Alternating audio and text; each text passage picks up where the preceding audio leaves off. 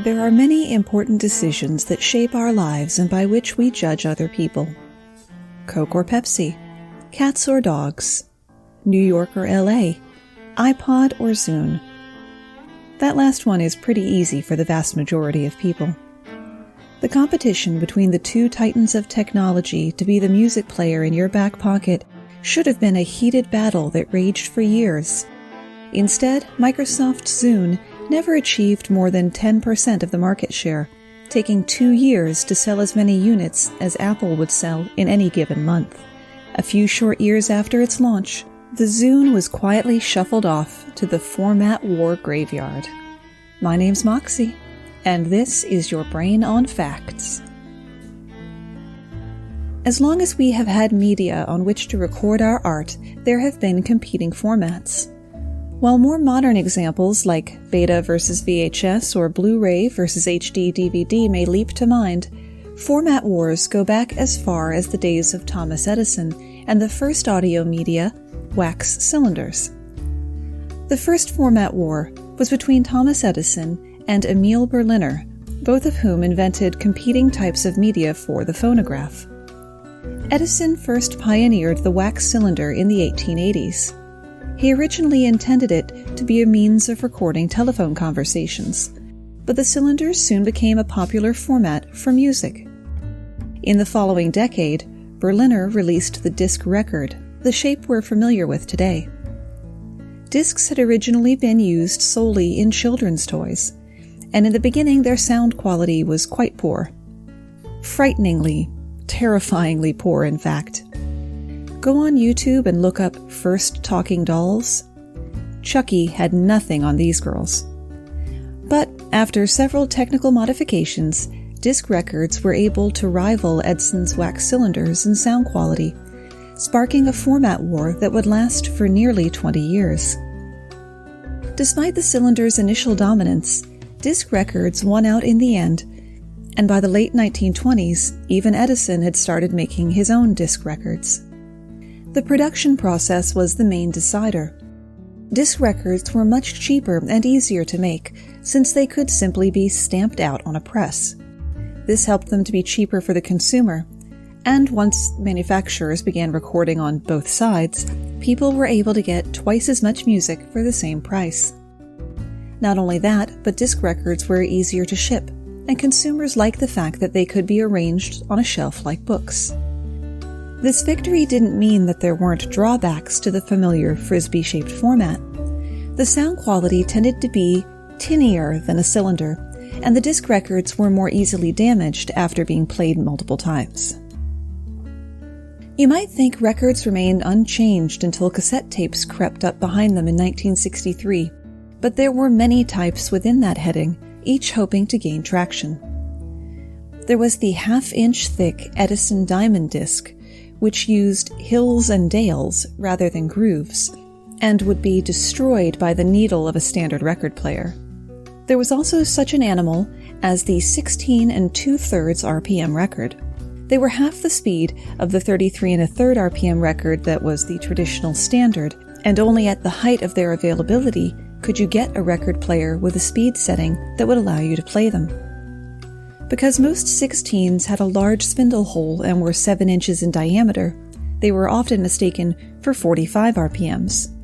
And there was no true standard size. They would be manufactured at 7, 9, 10, or even 12 inches in diameter. The 16 RPM records were too slow for proper high-fidelity sound, so they were used mostly for spoken words. Radio stations liked them for pre-recorded shows containing interviews or narrations, and they were frequently used for the first talking books for the blind. The 16s also found a niche in cars, of all places. Chrysler created Highway Hi-Fi, an audio format that enabled the 16 RPM record to be played in their cars in models from 1956 to 58. The system employed a sapphire stylus with a ceramic pickup on a turntable installed below the instrument panel. Combine these narrow niches with the short lifespan of Highway Hi-Fi, and you get a picture of the lack of widespread commercial success for the 16s. When 8-track tapes hit the shelves in the latter part of the 1960s, it was seen as a revelation. No longer subject to what was playing on the radio, you could listen to your music in your car or while you were walking around. Developed by jet manufacturer William Lear, the 8-track cartridge contained a length of 1/4-inch tape that wound around a single hub and ran in a continuous loop. The tape was divided along its length into 8 channels, or tracks, hence the name. The tape head played 2 tracks at a time to achieve stereo. A metal sensing strip connected the ends of the tape. When the tape reached the end of a program, the metal strip connected with a solenoid in the player, causing the trademark click or clunk sound of the playback head shifting across the tape to continue playing. If you had enough electricity and nothing broke, an 8-track could theoretically play forever. People reveled in their new freedom and speculated that 8-tracks would even replace the vinyl record. The format got a real boost from Ford, who by 1967 had made 8-track players an option on all of their models. 8-tracks were the way of the future. Turns out they barely made it a decade. Introduced in 1965, their popularity waned sharply after 1975. When the neon 80s dawned, the 8-track had already been relegated to trash bins and garbage sale 2 for $1 boxes. Whereas vinyl and other formats have always maintained a hardcore following, apart from a few outliers, there are very few people fighting to bring back the 8-track. Is the buying public really that fickle? Well, there were legitimate reasons that the passionate love affair with the new portable medium fizzled out so quickly. The primary reason the 8-track became extinct was that it was patently unreliable. They simply weren't built to last, and subsequently earned a reputation as being ticking time bombs. Brand new 8-tracks often sounded good, and the tapes themselves were extremely hard-wearing, never melting in the heat. It was the internal components of the cartridge that failed over time, owing to cost-saving cheap construction. There is room to criticize the car stereo's construction as well, as they had a real tendency to eat the tapes, and always during the best part of your favorite song. Remember in the liner notes for a cassette tape, seeing a message that one side of the tape may be longer than the other to preserve album continuity? No? Just me? Okay, well, on the 8-tracks, the layouts of the song on the original medium not lining up with the new medium meant that it was quite common for a song on the 8-track to fade out and fade back in as it transitioned to a new track. So right in the middle of the song, it would get quiet for a few seconds. Some 8-tracks avoided this by changing the order of the songs on the album, so the transition point would fall between songs. As cool as the idea of a tape playing endlessly may be, the design of 8-tracks meant that you couldn't rewind them. Did your friend talk over your favorite line? Guess you'll have to wait for that song to come around again. There was also a phenomenon called bleed-through. If the playback heads became misaligned even slightly, one track would bleed through into another, leaving you with, at best, a faint background of a different song.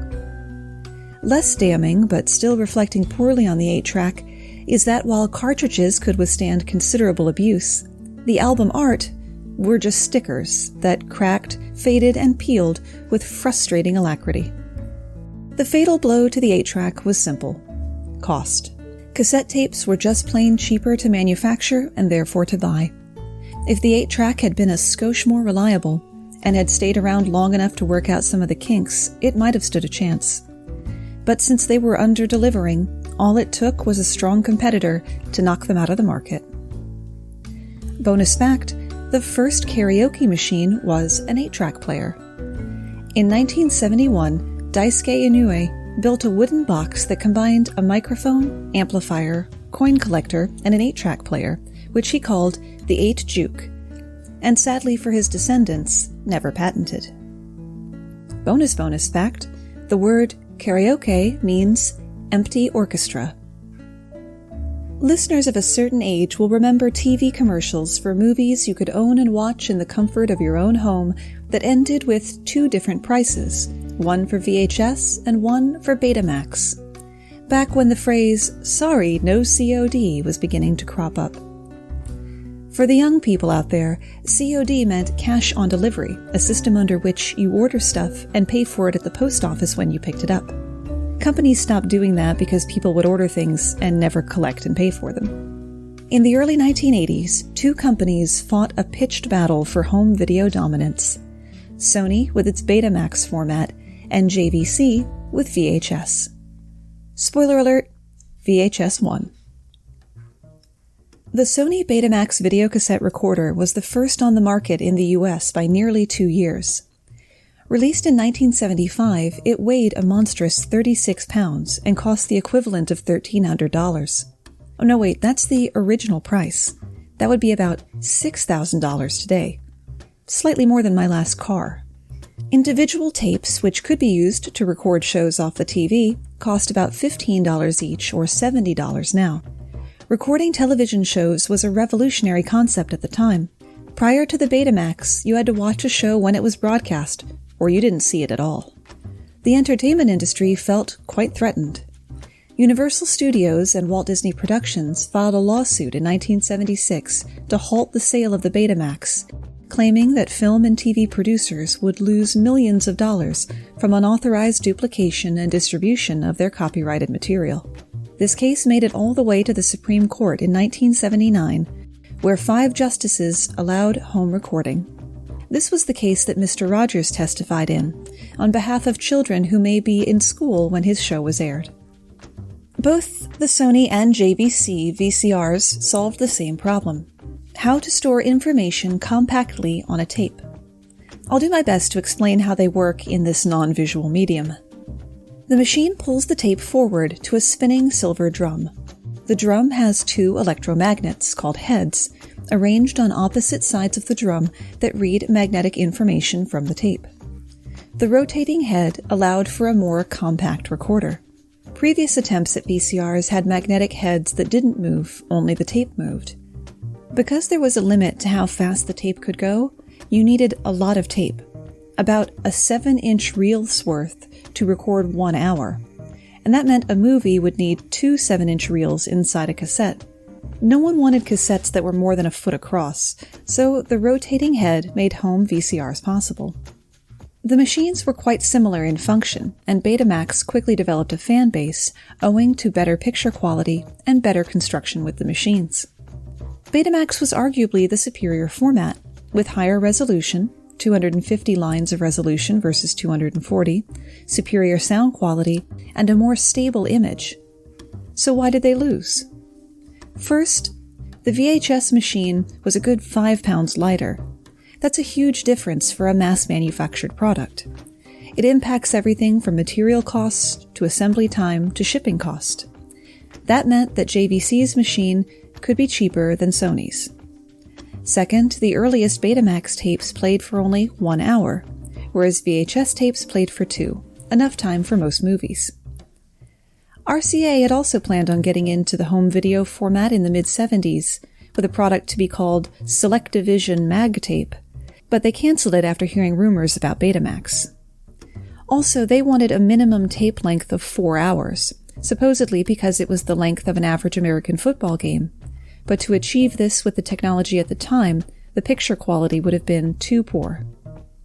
Bonus fact, the average American football game contains less than 11 minutes of gameplay and over 100 commercials. Literally more ads than play. Betamax peaked in sales in 1984, and it was all downhill from there. The ultimate killer was the rental market. While Betamax focused its corporate energy into ads on the freedom of watch whatever, whenever, which they referred to as time shifting, JVC created relationships with the nascent video rental market. As this market grew, VHS dominated its titles. For a while, you could find both formats in stores, but retailers began giving more shelf space to the slightly more dominant brand, which then dominated even more.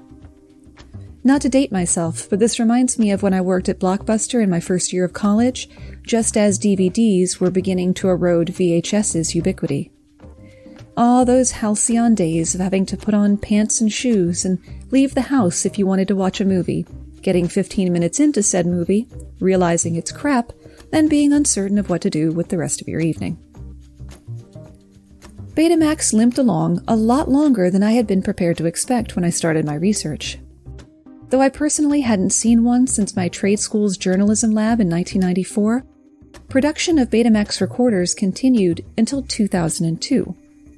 The last tapes rolled off the line in March 2016, the same year the last VCR was manufactured. Betamax may have lost market dominance, but you've got to give it to them for staying power.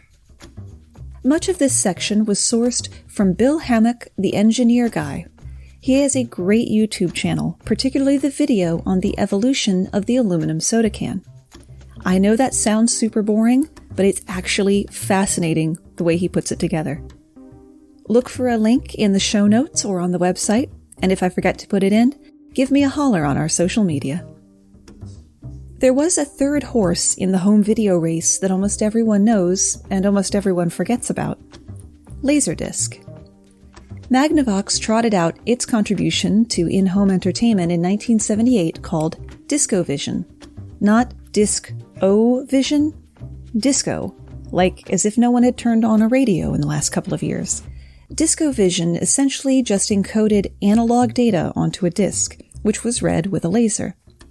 This new technology had drastically better picture and audio quality than both VHS and Betamax. It was also capable of storing multiple audio tracks, allowing for things like director's commentary to be added. The discs themselves were easier and, in theory, cheaper to manufacture. DiscoVision players cost about $700, nearly $2,300 today, but they still sold out quickly in the first test market of Atlanta, Georgia. The first movie to be released on DiscoVision was Jaws. The name Laserdisc would come from Pioneer when they offered a player for the discs a few years later. Pioneer managed to get the price of theirs down to about $500 or $1,500 today. Getting celebrities like Ray Charles and Mr. Wizard to pitch their product, Laserdisc was on the upswing. As with Beta, cost put the kibosh on Laserdisc. The Laserdisc player was technologically complex and quite bulky, making it comparatively expensive to manufacture and ship. Another big issue was storage. The Laserdisc stored the video and audio in analog form, rather than digitally like we have now on DVDs. That lack of compression, combined with a large frame rate, resulted in initial discs only being able to store 30 minutes of video per side. Even later models only got as high as 1 hour per side. That meant that, like a record, you had to get up regularly to turn it over or swap it out for the next one, after which it took 20 to 30 seconds for the half-pound disc to spin back up to full speed before it could start playing again. While technically the Laserdisc could have been drastically cheaper to make versus cassettes, the sheer volume of videotapes being sold brought their price to manufacture down to about $1 a piece by the end of the 1980s. While one Laserdisc cost $5 to make at the same time. A new release movie would cost consumers $35 to $40, to $70 to $80 today, whereas the same movie on VHS was about half that. Yet another significant advantage of VHS was the ability to record shows. It was technically possible to put in a recording feature in a Laserdisc player, but no manufacturer ever chose to offer such a thing, and the discs themselves would have been prohibitively expensive. VHS were also more durable. The slightest scratch would be death to a Laserdisc, while a VHS tape could be dropped on the rec room floor a number of times without suffering any injury. Adding to this poor manufacturing quality of early discs led to a phenomenon called disc rot. Oxidation of the reflective layer of the disc, resulting in blobs or constellations of discoloration. This can happen to our modern DVDs and CDs too, so handle them properly and store them upright, not lying flat. And please put them back in their box. Looking at you, ex-husband. Laserdiscs did find staying power in some areas, though. It was the superior format in situations where a particular program would be watched multiple times, such as in schools, which is the only place I've ever been in the same room as one. And Laserdisc is the direct progenitor of the disc media we use today, so you put respect on its name. as the kids used to say. While you're at it, put respect on the names of Charles, Michael, Seth, Nathan, Council of Geeks, and Adam Baum, our Patreon patrons. They help me cover the costs of doing the podcast, like server hosting and my replacement microphone, which allows me to keep bringing stupefying science, hilarious history, and fabulous facts to you every week. 2 of the patrons even get their Your Brain on Facts fix at least one day early. And I've just ordered Your Brain on Facts stickers, which will be available as soon as I can get to the printers to pick them up. Even $1 a month is helpful. That's less than 25 cents an episode. Cheaper than a trip over Richmond's ironically named Nickel Bridge. If you'd rather offer financial support once rather than in an ongoing way, that would still be much appreciated. And you'll find a PayPal button on the front page of yourbrainonfacts.com. You can set up your Patreon support today at patreon.com/yourbrainonfacts. Though the very best way to help the show is to share it with people who also like to feed their heads. Tip them off on our Facebook or Instagram, both of which are /yourbrainonfacts, or Twitter @brainonfactspod. You can probably share this episode with your friends and followers right from your podcast app. Try swiping up on the screen to reveal sharing options. Someone should have told the folks at Sony to get used to failed formats, because their company seemed to have more than their share. In the mid-1980s, Sony introduced the digital audio tape, or DAT, as a digital successor to regular cassette tapes for consumers, combining spinning head technology from videotape machines with digital encoding. For a time, they were the standard audio format for things like bands submitting their songs to record labels or radio stations for consideration. DATs were controversial, with the Recording Industry Association of America lobbying to prevent their machines from being sold in the U.S. on the grounds that it would facilitate high-resolution album copying. Their argument was basically moot, since the DAT never really caught on with consumers, thanks partly to expensive players. Sony officially killed the format in 2005, with the DAT having been overtaken by recordable CDs, without really ever living up to the success of cassettes. 1993 saw the launch of 2 soon-to-fail products, Minidisc and 8-track audio compression. Minidisc seemed to solve the obvious issues inherent in both cassettes and CDs. Unlike cassettes, the quality was crystal clear, it wouldn't warp in the heat or be damaged by the player, and the quality didn't degrade when it was recorded over. It was less likely to be damaged than a CD, and it didn't skip when the player was agitated. That was quite appealing for those of us who picked our jacket based on it having big enough pockets for our Discman. Though they could have been successful, Sony sadly added stern digital copy protection, and that, combined with high media prices and the steep cost of buying the player/recorder, meant that it never took off. Sony developed 8-track audio compression as a proprietary file type for the mini-disc and a solid-state Walkman that would come later. It took until 2004 for them to offer the Network Walkman, which supported MP3s, a format that had rocketed in popularity. Proprietary loses to open standard again, but that didn't teach them. In 1998, Sony developed the Memory Stick, which could only be used with their digital cameras and music players, as an attempt at an added revenue stream for the company. If you wanted to buy a Sony camera, you had to buy more Sony media to put in it. Though some devices still use it, Sony had to concede to the much more popular SD card and begin supporting those. In 2005, Sony took some of its mini-disc thinking into the design of the UMD, or Universal Media Disc, for movies and games on the PlayStation Portable. The size of the media had a direct effect on the design of the PlayStation Portable, making it bulkier than it otherwise might have been. UMDs never saw widespread support from movie studios, and production of UMD movies was significantly cut back only a year later. The successor console, the PSP Go, ditched the UMD for digital-only media.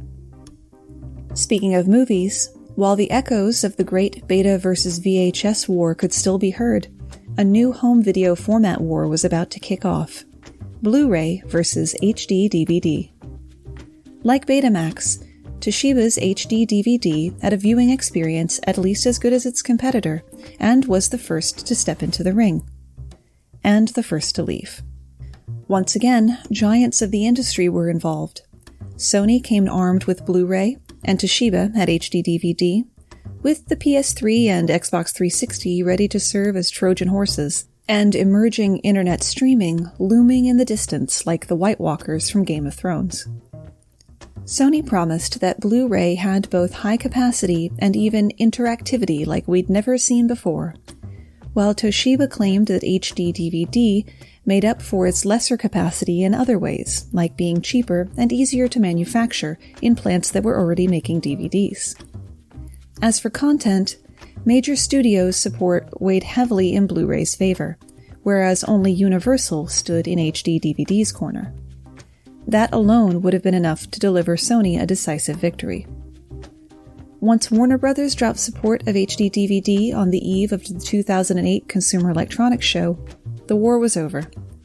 Toshiba conceded a mere month later. Sony had successfully pushed Blu-ray into millions of homes with its PlayStation 3, even though the PS3 trailed the Xbox 360 and the Wii in sales during the early days of that console war. Console wars are a rich enough topic that I didn't include any video game platforms on this list, but don't be surprised if you hear about them later.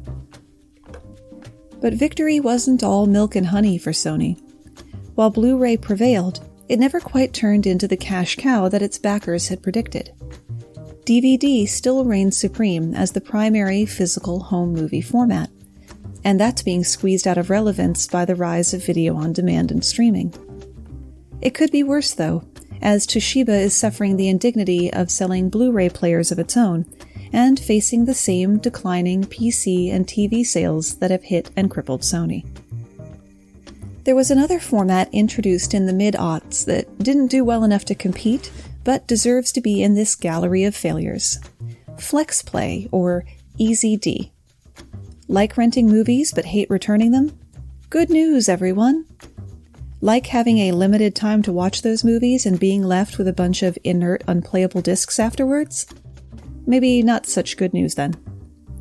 Like the failed DivX before it, FlexPlay discs would turn black and become unreadable after 48 hours. Though at least FlexPlay had the sense to work in standard players rather than requiring its own machine, like DivX, which also had to be hooked up to a phone line to communicate with a main server. DivX was created by Circuit City, just one of the many decisions that precipitated their demise. Neither DivX nor FlexPlay discs had any special features, like trailers and commentary tracks. It was just the movie. The technology was originally intended as an alternative for short-term rentals of new release movies. Except they weren't new release movies. For fear of FlexPlay taking away from sales of DVDs, the only movies released on it were at least a few months old, by which time most people who wanted to see a particular movie already had. The 48-hour countdown timer wasn't based on the first time you pressed play, but rather when the package was opened. FlexPlay discs were shipped in airtight, vacuum-sealed packaging. A clear dye inside the disc, contained within the bonding resin, would react with oxygen once the package was opened.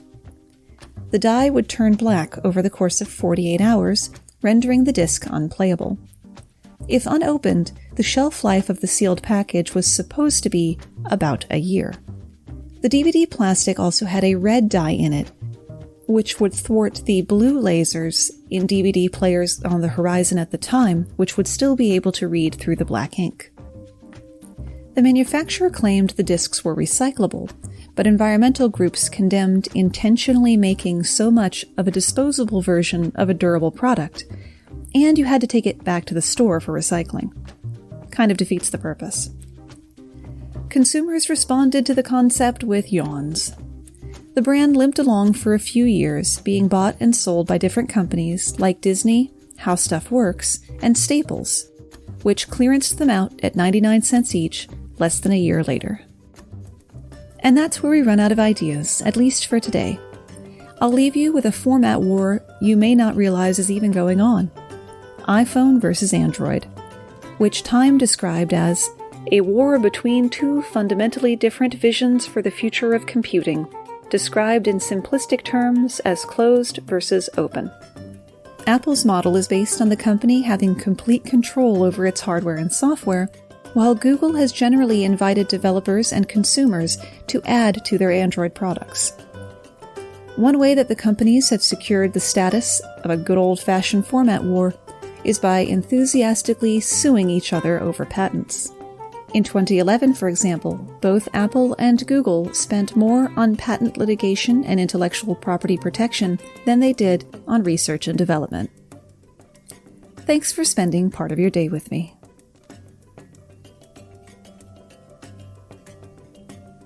And don't forget that Patreon patrons get to vote on at least one topic each month.